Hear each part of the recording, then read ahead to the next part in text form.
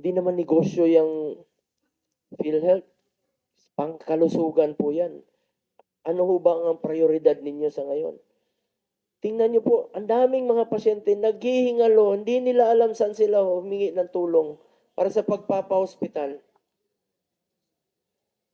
Yung iba ayaw na pong magpa-hospital. Takot magpa-hospital.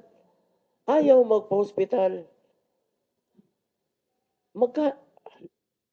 Maraming na-admit dyan. Kung ano yung binayad nila, kinalta sa sweldo, mas ang kukonti pa yung, halimbawa, provincial health officer po ng Camarines Norte.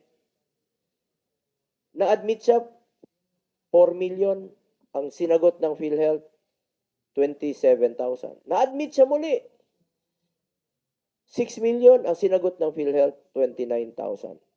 57,000 lang po ang sinagot ng PhilHealth out of 10 million na billing niya.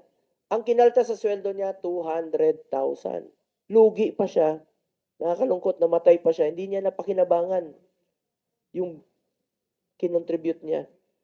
Yan po ang kinababahala ng lahat. Ngayon, na miyembro po ng PhilHealth, lahat tayo miyembro eh. Yung iba, sinasubsidize naman po ng gobyerno.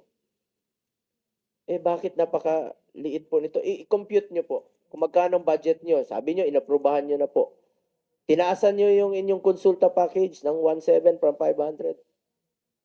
So, ilan ho bang nakinabang? Nakinabang ba ang 115 million Filipinos? Hindi.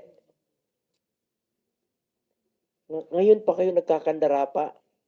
Kasi naging issue na kayo. Tandaan natin, pang 6 hearing na natin ito.